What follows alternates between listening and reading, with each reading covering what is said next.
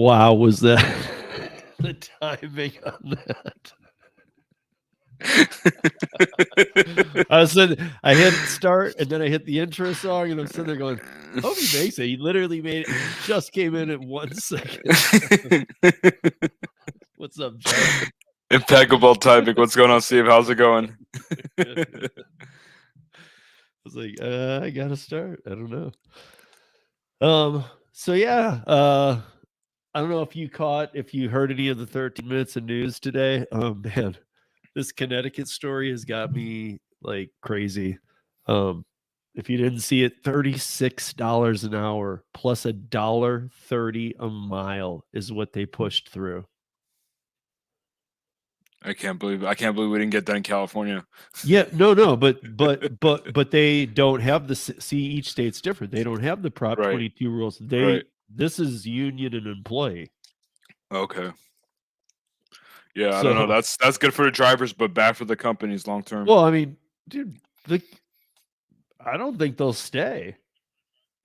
Yeah, it's a lot of money. I mean, to be honest, Connecticut's a good state to test out. There are not a lot of people. It's like, leave. The gig company should leave and say, forget it. That's what I would do. I mean, I think they've been waiting for a city where they can do that, where they can just go, or a state. Okay, let's leave. Let's see, because California would have been a big one, but right, California, New York, they need, but Connecticut probably not as much. Right, I mean that'd be a good just testing thing. Like how long till they ask for it back? Because, dude, I'm sorry, but 36. What is the federal minimum wage? $9 an hour. Something like that, yeah. So it's 4 times. They want 400% for gig workers and $1.30 a mile. Like the article I was reading was basically just saying like this is ridiculous because it's one thing that we're having to find legislation, and I do believe this has to be a hybrid model. I do believe this has to be a little different from normal gig economy, but I don't want to agree with only the Republicans. I just don't. But honestly, dude, they're the only ones making sense in this story because look at, first of all, it can't sustain, and second of all, what country do we live in? Because I thought you were allowed to like run your business how you wanted within the rate. I mean, this is beyond overreach. This is what you're going to pay people. This is what you're going to. I mean, well, okay. You're looking for equal workers' rights, but you're making them pay. First of all, you're going to make them be an employee model, which they were never supposed to be. Now you're going to make them pay 4 times minimum wage. Where'd that come from? I don't know. Yeah, they're asking for a lot. I mean, it literally blows my mind. But that's not why we're here today. And we only are here till 1 my time, noon John's time, and what does that mean? 3 Eastern, I guess. Yeah. So for the next half hour or so, but we are here today to I want to talk to John because first of all, I haven't talked to John in a while, and I don't know if you have done any gig work on the side, but I know you were stepping away. Yeah, I did a little bit of Uber Eats, and then I was looking at. I didn't do DoorDash, but I looked at how my market became a diamond zone now, which is very depressing. Right. There's a huge banner there that says, increase your acceptance rate at 50%. I'm at like 15%. So, yeah, I did a couple of Uber Eats orders just to see, if they changed anything. But yeah, other than that, I haven't really done much gig work, just working full time W2. And that's why we're here. So. Yep. Look at this, you guys. This might not be what everybody like. I'm not saying everybody needs to move to W2. Maybe I need to move to Connecticut. I'm just, but for certain people in certain markets, it might make sense to at least not shut the door on it. I don't know. We all have we all have bad experiences. I'm not here promoting W2 at all because I think to do W2, you have to want to do it, and you have to find something you believe to be a job that's going to be somewhat safe. I mean, I don't know what job is safe these days, but you're going to have to believe in the company. I know who John's working for is probably coming around to stay for a while. They've been around for a long time. Yeah, I think so. Anywhere. But I mean, like your market got so bad. I know that you preferred all the other times we've talked, you preferred You didn't want to have to do this. But I also know you're somebody, unlike a lot of people who were prepared to do this if need be. So um, I don't know, like why, like, or what so far? I mean, are you are obviously I think you've seemed happier. Just me personally. I think you've seemed happier since you've taken the W-2. I don't know if it's the stress of the not having, like, what am I going to earn today, or um, I don't know. Do you want to talk about like what the pros and if there are any cons so far have been?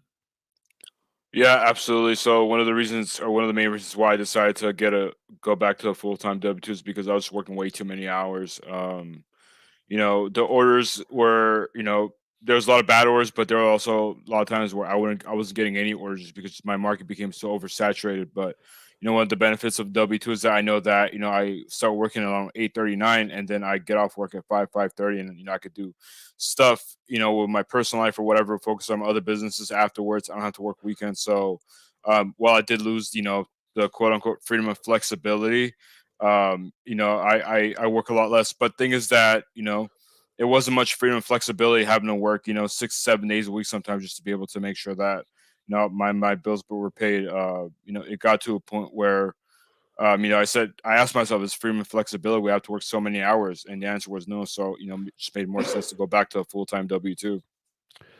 Yeah, I was going to mention that, again, in some markets, and we know this, in some markets, like let's just talk last mile delivery space. Curry might not work in your market, but there's 40 of them out there. Freight might not work in mine, but it might work in yours. So each market not only is market specific, but certain apps might do perform really well in that market. But if you've really been through it all and you've tried all the ones you're willing to do, I mean, really, why sign up for ones you're not going to ever do? That makes no sense. I am for signing up for all the apps, but only if you really think you would ever do it. If you're just signing up just to have another one under your belt that you would never do, makes no sense. Um, but if you do all the ones you can in your area, and because John, I need the flexibility. Luckily, my market's pretty good, even though we're saturated, like pretty good for earning. But I need the flexibility with my son and other things. And to be honest, in most markets, though, I question the flexibility now because is it flexibility? Because here's how I'm seeing it now. People are leaving the gig econ. People are onboarding like crazy who have never worked any gig apps. They'll be here for a few weeks and be gone. But some of the veterans are leaving who want Right. flexibility so bad. But here's the thing: some people are leaving because they like the hours and the flexibility they've been working. To make it work in their market, which still might be possible, is going to require them saying, okay, I'm going to work Friday and Saturday night. Now here's my question: is the flexibility there? Even though it's still flexible, if you're going to stick with the gig economy, you're going, okay, I'll work Friday and Saturday nights. Isn't that really a compromise with the flexibility? I think it is. It again depends on you if you have kids, if you want to maintain a social life. For me, I'm still, pretty young. Uh, I guess not. I'm not in my 20s anymore, but I'm in my early 30s. So, and also I'm a very social person, so I try to have a social life on the weekends. So, uh, you know, I don't want to work unless I have to, but it's good to know that if I do need it, it's in my back pocket. Yeah, I mean, you didn't close the apps down. I guess my point is it's starting to feel more like you have to adjust the hours you work in your market. Pretty much in all the markets I'm talking to, people are tweaking out their hours and not necessarily working more or whatever. Most of them seem to be working a few more, but the people I'm talking to seem to be like, well, I never work Friday nights. Well, now they're working Friday nights. So I'm not saying that somebody scheduled them. They scheduled them because they knew to stay in the gig world, this is what I'm going to have to do. I'm going to have to pivot here, and this pivot actually means I'm going to have to, I'm going to have to work a night I don't want to work. And that to me becomes like how I used to feel in the bar world. Like if I Yeah. was the third bartender on, I could go into the bar and at like 9 o'clock, I'm waiting from 9 to 10 to see if they even need me. I mean, they very well at 9:45 could say, "Dude, we're slow. We're cut. We're not going to put you on." Great. And I just wasted the whole night. Didn't make $1. I'm at the bar. I'm probably gonna have a drink or two.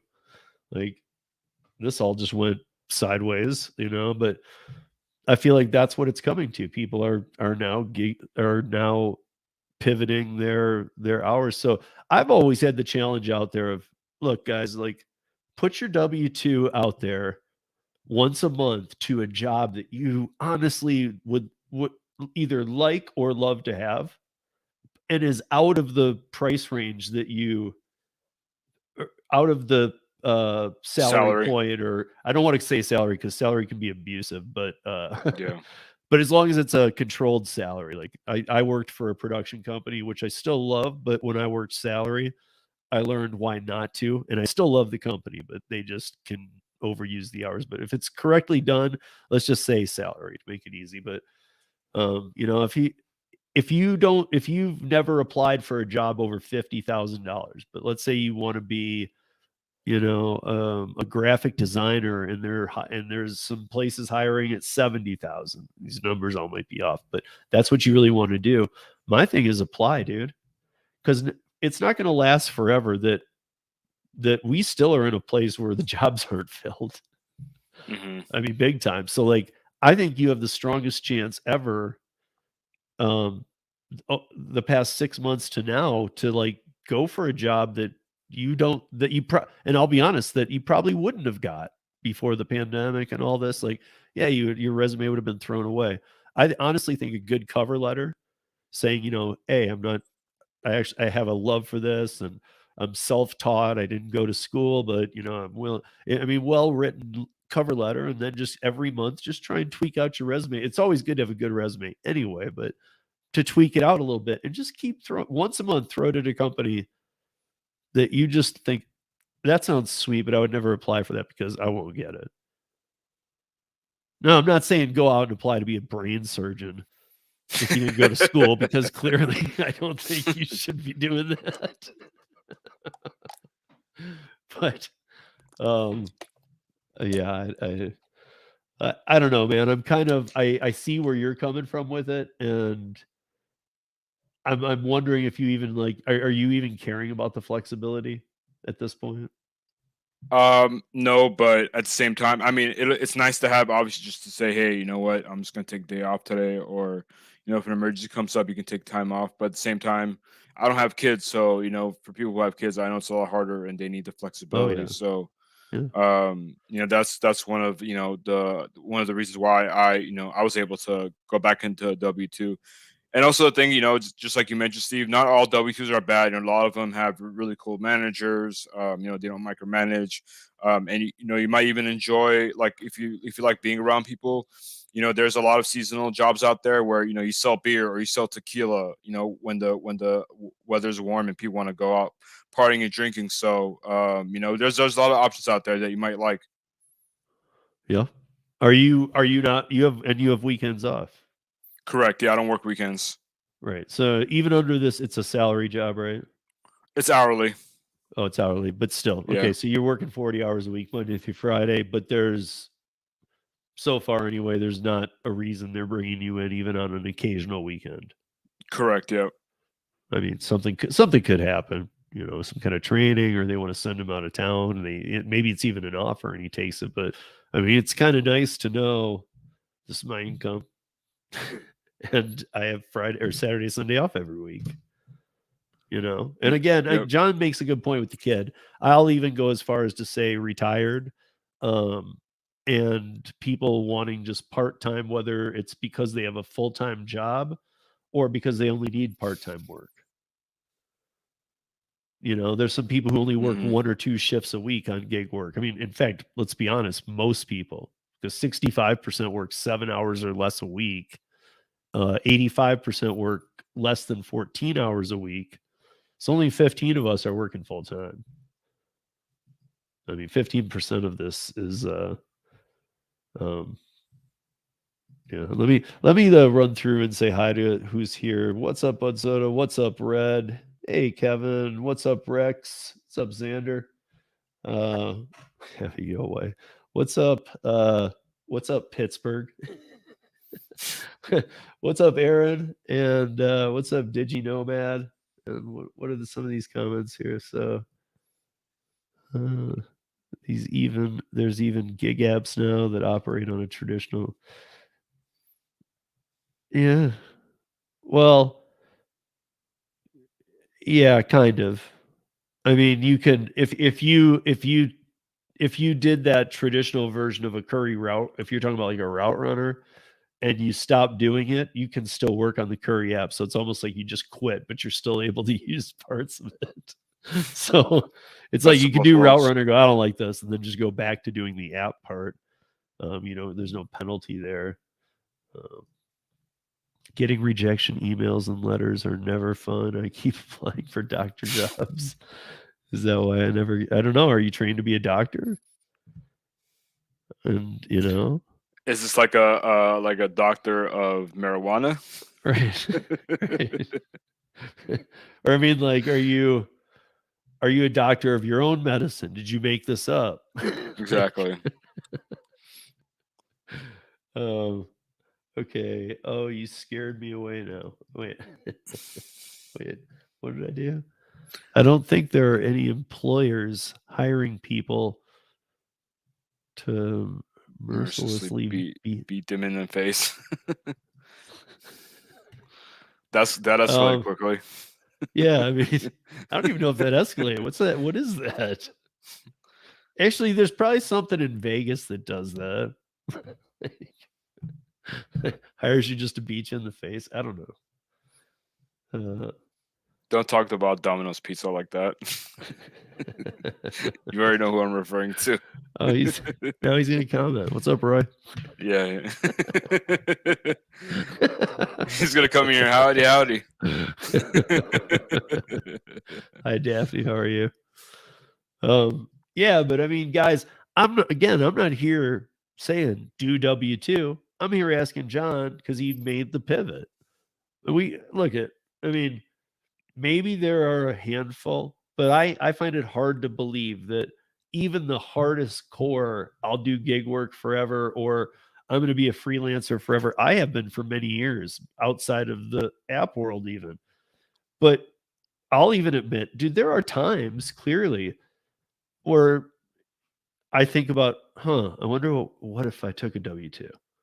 I mean, I send myself out for a million reasons.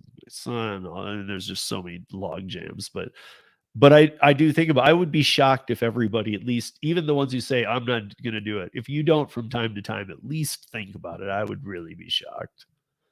I think everybody thinks about it from time to time. Yeah, and to be honest, like with the way I found my job, I wasn't really actively looking. I was just looking at what's out there to see, in case I got deactivated or, if it came to a point where, I wasn't making enough to pay my bills or not having to kill myself to pay my bills. And spoiler, it did come to that point. But yeah, I just, I came across the position I have now. I just said, hey, you know what? Let me just apply, see what happens, and I got the job. So you never know. Yeah. I mean, well, you have financial schooling, and you actually were a good applicant for the job too. Mm-hmm. Or am I not right? I think you were probably a good applicant for the job. Yeah, I mean, I've been in sales for almost 10 years now, so that experience definitely helped. But at the same time, I hadn't done or I haven't worked in the financial sector, so that I was kind of like, maybe 50-50. Yeah, but you've written books on things that I think they can see as applicable. But I am I curious, don't know how if they care about my books. did you bring it up? No, I didn't. It was one of them was on my resume, but they never asked about it. Seriously, wow. So I am curious about that. How was the interview process? And I mean this, like, how did they treat the past few years of your resume with gig work?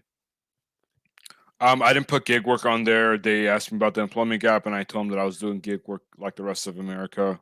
Because I was honest with them. I told them that I had to apply W-2s in between, and a lot of them, I made up to second or third round, and they said they were putting a hiring freeze, so I didn't get a job. And they understood that we kind of went through a crazy time in the world, and that was pretty much it. They didn't really ask too much about that. So the reason I asked was all these people who are like, dude, you can't go get a W-2 now because you can't put down gig work. They're not going to hire you. I've always thought that's BS, man. I mean, most of the time when I was running places, when I was running bars, and I know it's bars, it's not, it's still a W-2 job that you can make a lot of money. But when I was hiring people, really, yeah, I looked at the resume and maybe I had to, if I saw like a restaurant or somewhere you worked prior where I know a manager over there and I really didn't know much about you and I didn't get a total feel at the interview, I might call that place. But I'm Hmm. gonna be honest, as an employer, I really didn't.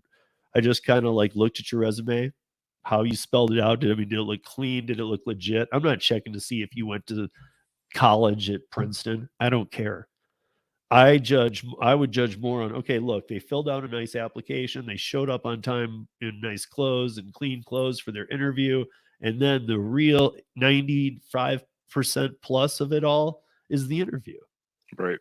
I mean, sell me and you. Like, I mean, I'm a believer anybody, again, not brain surgery, but anybody can figure out any job, or Yeah. most people can figure out most jobs if given the right training. So it's who do when I would interview, I'm looking across the table of I don't really care about your resume. Can I train you for the job I need to do? That's what I care about. I don't care if like you're a straight A student. I care about like when I'm looking at you and talking to you, like, do I feel a connection with this person? Do I think they could get the job done? Even if I have to train them, I'm cool with the training part, but is this the guy or girl or non-binary? Also, just wanted to throw out there, Steve mentioned the interview process. Honestly, you can beat someone who probably has more experience than you just by, coming off interested, and you might be genuinely be interested in job. It all comes down to energy, body language. Also, if you're asking questions, that's always a good sign because the manager's like, hey, they're asking questions. They want to make sure this is a good fit because a lot of employers and managers, the thing they're worried about is hiring the wrong person, having them there for a month or two, and having them retrain them. So as long as you show interest and you do your part to make sure that it's probably a good fit, then that increases your chances as well. Yeah, but I will say something. You saying that brought up something pretty funny to me. So my friend Carlos, he's about 5 years older. He's 55. He's old. He's older than me, and he works for a security company that uses drones on construction sites. I don't know if Hmm. you've heard of these yet. Like the old days of like dogs and barbed wire and all that. Like, those are lawsuits now. So you're better off just to do it like with drones and stuff. So they have this drone company that he goes out and does the sales and the installations and stuff. He's been doing it since the company was founded like 4 years ago, 5 years Wow. ago. And the company just sold off to a new group of people. And you know how this can go, right? So Hmm. the new owners come in and they bring some new people that are going to go be in some new territories, and they tell all the old people they have to retrain. My buddy Carlos has been there pretty much longer than everybody, and at the first, they had 3 Zoom meetings scheduled on the week they took over, and each one was scheduled for it was like he said an hour, and then 3 hours, right? So he's like, Damn. okay, so this is gonna be a decent amount. The first meeting was scheduled for an hour. It was a 5-minute intro and hello, and then it was on a tire. And everybody has a polo shirt with the company logo, and they were saying that you have to wear the shirt, you have to wear pants. And he said, and I was like, well, they're just going through that stuff with you. And he's like, 2 people had questions. Like, It just so shows they didn't want to wear the pants and they're looking for a way around it. no, like one of the like, do I have to tuck in the shirt? Oh my And like god. Carlos, like was like, he said he didn't even like he didn't stop his camera even. He was just like, oh, Yeah. like even this is at a first meeting where the people are seeing him do this. Yeah. And as a manager or whatever, I'm actually probably going to be like, okay, I like that guy because he recognized that as stupid as it was. So nobody wants to. We all say there's no such thing as a dumb question, but there Right. is. Right. Like having a question after they tell you to wear pants and a shirt. Maybe not everybody can Pants do every mandatory. But sir, can I wear shorts? Did you just hear me? I said pants, not shorts. Right. Yeah. I mean, I don't know. It to me, it's like, to ask. I mean, even that question that might seem legit to some, to me, it just seems like a joke. Like, do I have to tuck this in? I'm pretty sure the few places that might require that are going to tell you we need you to tuck this, like at a restaurant. You That's need to wear true. a collared shirt. You need to tuck in black shoes, black belt, black pants, white shirt, kind of thing. Like, that kind of thing can happen. But they're not going to say, "Hey, wear this polo to construction yards." Do I have to tuck it in? Now you do, yeah. Yeah. Thanks for the reminder. I mean, I don't know. So you haven't turned off the gig apps. You don't foresee coming back to them. Maybe around, I don't know, maybe around holidays or something, you would use them. But even that, like, are you trying to just completely be gone? Yeah, they say never, but I don't want to work them as far as I can help it. Like I might do a couple orders here and there, just see if the algorithm has changed or what these companies are up to, just out of interest. But in terms of like actually working consistently part time or full time, I just don't see it happening. So I guess my reason for wanting to do this today is I have heard a lot of people just complaining, and I'm not dissing on anybody, but like about how bad the pay is. And these are in good markets where the people usually aren't complaining. Mm-hmm. And to that I say either ride it out or move along. And I'm not trying to be a jerk, dude, but I mean, like, look for new apps if this is what you want to continue to do, or be able to, you know, it's supply and demand. I mean, these companies are going to keep operating the same way, but if the supply and the demand isn't there, or they've got so many people working that there is no supply demand, even when the demand is high. The supply is so damn high that it's like, oh my god. I mean, we all know what happens if you're sitting on 4 million of something and you meant to order 4,000. Guess what? You're running a sale. Liquidation. And that's kind of what the oversaturation thing I feel like is happening. Like, will some of these people be gone? I do believe they will. I believe in May when the DOL drops new laws and employment things go into place. I think that's going to throw a lot of people off. I mean, in the states where there could be even hybrid or straight up W-2 models of these, or franchise, or whatever you're looking at, I don't think you're going to see barely next to anybody wanting to do this. I mean, unless like you're seeing like that Connecticut type pay that I was just talking about. But that is so unrealistic. Yet it's passing though. They got three. They got everything's in place. They got senator on the bill. It hits the House floor next week, and it looks to be like everybody's lined up. Loves this idea. I read it once, laughed, kind of cried. It's kind of a mixed feeling. And then I went back and read it again because I was like, I couldn't have read that right. There's no way I read that right.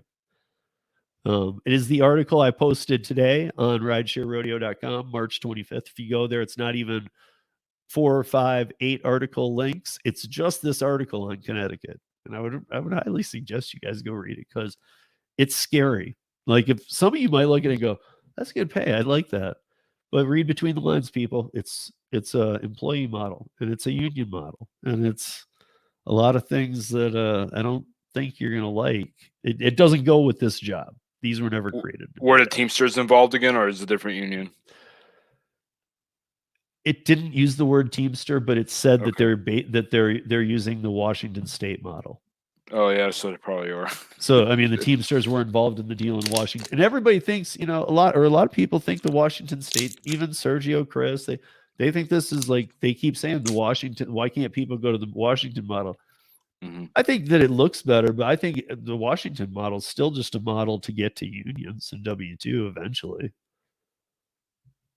I mean, it's all trickery. It's all like, hey, it's like a bait and switch. It's the same thing the gig apps do, is what the government wants to do. Like, hey, come get all this money. Okay. Now be an employee. Wait a minute. I just wanted the money. I don't want to be an employee. Well, too bad you voted for it. Well, but there you go. Like Massachusetts is now passing this same type of legislation, that not nearly the pay that Connecticut's talking about. So they're passing it, and they're saying, if you remember, like Lyft put 17 million towards what was going to be a Prop 22 type thing, and they let them spend 17 million on billboards, other things. Then they said, never mind. Almost, I've said this a few times, almost as if they literally said, whoops, we were going to let you guys vote on that, but you're way too stupid to vote on this. So we're just going to make up your minds for you. You're going to be in a union, and Lyft, take down all your billboards. That's not a bill. You can't oppose this. Right. I don't know. I feel like none of us have, nobody's in love with the models of corporations. Look, I mean, like, it doesn't, you don't even the best of them, man. Like, like somebody asked me about a month ago, they said, like, who's a positive? And I was like, I'll find 100. They were like, who's a positive Fortune 500 woman CEO that isn't bad? And I'm like, there has to be one. I couldn't find one. I mean, there's a lot of women CEOs in the Fortune 500 top, but they all have like pretty shady backs and stuff. And I mean, look, that's who controls these companies. That's how these companies function. But that's how a free enterprise functions too. Like, I don't know. I get way too worried when I feel like everybody's expected to be an employee, or we're expected to be in a union, because to me, that is the exact opposite of this country.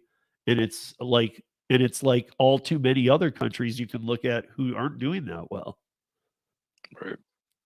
I mean, bottom line, I guess the bottom thing here is, guys, before we wrap this up, because this was just a short little thing, is are you honestly going to keep going down with the ship? And I'm not saying this is for everybody. Again, some people are killing it. Great. Keep killing it. I'm going to keep plugging along, and if I need to, I'll move to other apps. I've onboarded to some new ones I haven't tried yet that I'm willing to work, but I'm kind of preparing myself to do that. But like, at least look, keep your radar on, because just like the apps can change, you might pivot to another. The whole legislation in your state can change, and you may be forced to pivot out, unless you want to stick around and see what happens there. But I don't think any of us want to work for Uber or DoorDash as a W-2 employee. That's just not a thing. Not a chance in hell. So Omer wants to hear a little more from you. So I guess, John, you got to tell us like some story or something before we get out of here. Or I don't even know. You could tell us about okay, before we finish, why don't you tell us about Harry's gig? What do you mean? Your experience yeah. So because you got to meet a lot of the people that you didn't get to meet this so a few weeks ago I was I was able to go to the event, but I was able to go to the after party, because I had to work my W-2. But so yeah, I went and I met Hannibal's Hungry in person. Really cool. I think he's nicer in person. And then I met Pedro too, Mr. Bet on You. Another great guy. I think he's a little bit more impatient than I thought he was in person. I saw Sergio there too, but I already know Sergio because we're in the same market, so we've met up several times. But have you heard of Will, sir? He does DoorDash or gig work on a bike in downtown LA. I met him, which is really cool. I just met a bunch of a lot of drivers. I met David from Para. It's funny because he was buzzed. He's like, I went up to him. I'm like, do I look familiar to you? He's like, no. I'm like, the book you're reading? Yeah, that's me on the book. He's like, man, I love your book. It's so good. Like, he was like buzzed. He's like putting like more emphasis on it. It was such a funny time. And he brought a round of team building, #team building. He bought a round of tequila shots for I don't want to say everyone, but for a lot of people. So Yeah, it was a pretty good time meeting everyone. Yeah. Yeah. So I don't know. I guess I was using you as the example for W2 in Yeah. terms of like I don't think it's for everybody. I don't think gig works for everybody. I don't think W2 is for everybody. I don't think that saying W2 is not for me as a blanket statement is pretty Yeah. broad. That's Right. why I said I put out the challenge of once a month, throw a resume out there. Like it's just a challenge that I do for myself even. And I'll be honest, I didn't do one last month, but I had been doing it. Like I do like to do. I like to get on there and go. I'm not. This is 6 figures. I'm not qualified for this. I'm going for it. But I'm still gonna fly anyway. Yeah, why not? You know, you just make the cover letter. And John, you write. You know this. You make the cover letter interesting to that, and don't worry about it from like a sense of like, okay, We what just is the talked about Pedro, professional? and he popped up in the chat.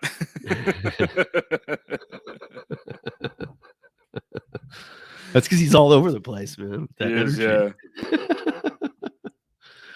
You know, but make the cover letter suiting to that job, and don't worry about what you were taught about cover letters. Make it you in the cover letter, and come across as you, and see what happens. Hey, Steve, real quick, you've tried In-N-Out in Denver, right, or Colorado? Yeah, but I've had In-N-Out in California 100 times. Okay, so what's your take on In-N-Out? Do you think The it's opposite overhyped? of Pedro's. I think he is full of it, dude, and he obviously got the wrong thing, dude. Or you No, guys took him to a bad one. I don't know what his no. experience was, but I've been there too many times to say that it's nothing more than you didn't do it right. I think it's Did you overhyped. No, get he it? he Did did it you right. get He a? did it right. He did. He got a Yeah, I double told him to get a double double. animal style. Yeah, double animal style fries. Maybe Both his taste Hannibal and buds Pedro are. didn't like Maybe the fries. COVID killed his taste buds. I think it's just overhyped. I think it's just overhyped. I mean, I'm from LA, and I think In-N-Out's overhyped. It's good, but it's overhyped. Well, sure, But you because can't beat it for the price. It's really look good at when value. I tried In and Out the first time though, it was like 20 years ago, and it wasn't overhyped. I was in California, and some friends took me to one, and I was like, "This place is awesome." Were you buzzed? No, but I'm saying no. I'm just saying that like it was even daytime or whatever, but it wasn't built up to me first. Some of these Yeah, people have heard about In and Out for 20 years. yeah, And then they get out there and yeah, I could see that maybe. If I had been hearing about it for 20 years, never tried it, and then went out there and I'm like, well, what is this? yeah. I'm not saying it's the best thing in the world. I It's just not. like it. I just like In and Out. I don't mind. I mean, I would just say it's solid. That's it. Like, they're open till 1:30 in the morning. The food is fresh. It's not going to break the bank. So I think that's where the value is at. yeah. There Carl's Jr. has the version of Oh, the In yeah, and the Big Out, right? Carl. The Big Carl, yeah. What was the other burger place that I don't even know if they're Tommy's. around? No, that used to make the huge burgers. Oh, Whataburger or what was it? Whataburger's in Texas. Yeah, I don't know. There was one in Vegas too. It's one name, and they were really big. Yeah, I don't know. Carl's Jr. has some big ass patties. Good It's value, bad basically you're fries. calling it McDonald's, Pedro. I mean, The fries are pretty bland, yeah. But that's why there's animal style fries. I bite into it with cheese and onion. But yeah, it's not my favorite burger place, that's for sure. it's not my favorite burger place either. But as far as like a fast food burger, Yeah, I'll take that over most. Yeah. But I yeah, mean, here's the problem. If I'm going out for a good burger, it's not much more money for me to go to like 15 different bars in this town that have some of the best burgers in the state. right. It's like $1 more, and I'm getting a half-pound real hamburger. Do you guys have Slater's 50/50 out there? I don't think so. Okay, they have good burgers and bar. Yeah, I mean, we have so many good burgers in this town that I don't think that In and Out's even in the running. That's not. I never would claim that. I mean, I Right, claim it as fast food, right. and I think for fast food, it's better. I don't know, but I mean, that's just me. I don't know. I try and not eat a lot of fast food, so we have, I when I loved In and Out, I loved In and Out Burger till they came here. Now they're here. I don't ever. Max and I went once. Mm. We've never been back. It doesn't matter. Like it's like, hey, well, that was cool. Like, it's like whatever, you know. Xander says But go to Tam's Burgers. Yeah, I know what you're talking about, Xander. That's in the hood. like Inglewood and stuff. Well, Have you tried Tommy's Burger, Steve, in LA? I personally like that more than In-N-Out.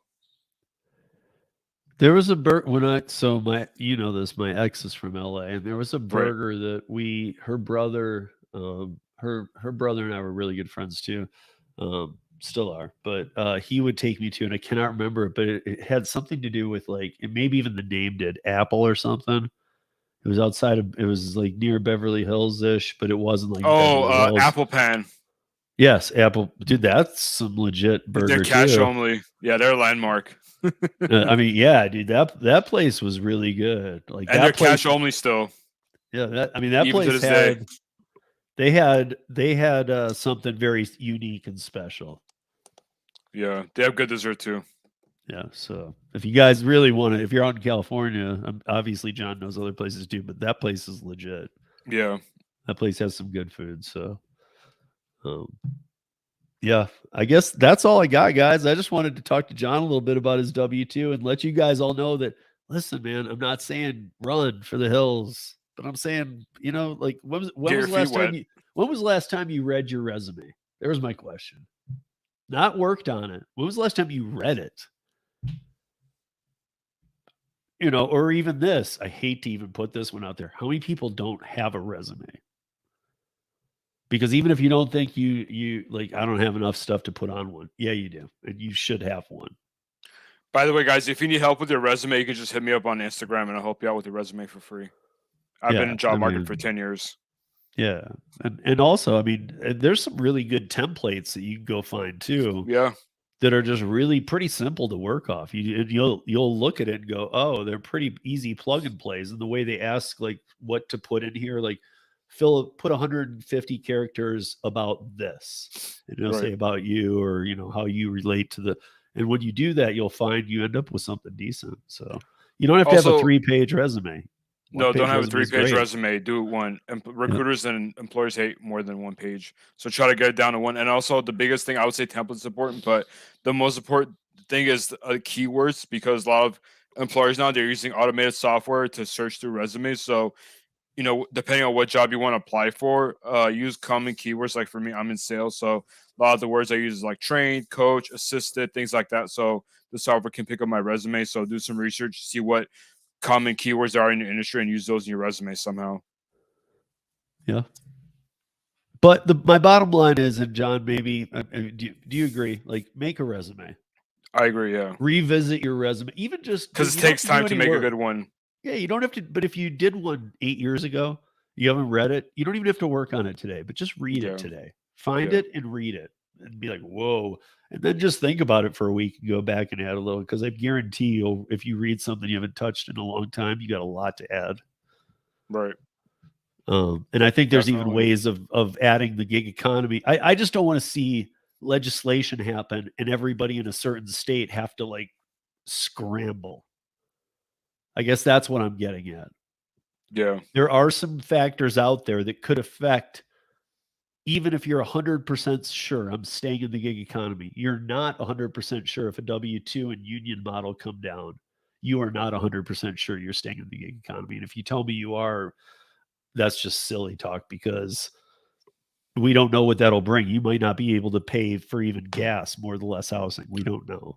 Well, it's not even that. You just gotta, make a plan B in case you could randomly get deactivated, for someday, because all these gig apps don't give you a reason. They're just like, oh, sorry, goodbye, thanks for your service. Yeah. But even when you're multi-apping and stuff, and you got other ones, and if they all are performing well, it still doesn't hurt to just have a resume. And like I said, I like sending mine out to like ones where even if they don't respond, I don't take it as insulting. I take it as like, hey man, I gave it my best shot. And I try to make the cover letters even fun. I don't even do cover letters. I don't belong here, but let me introduce myself. Right. Look, I'm clearly not qualified to be a brain surgeon, but I've always wanted to be. Yeah. I don't know if there's a crash course, but I'm ready to go through the training.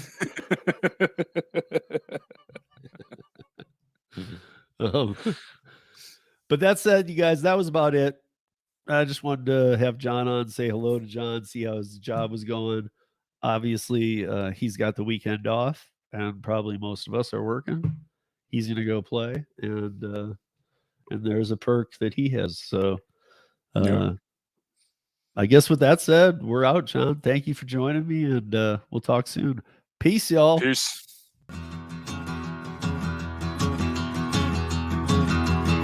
Well, midnight headlight, blindly on a rainy night, Steve laid up ahead.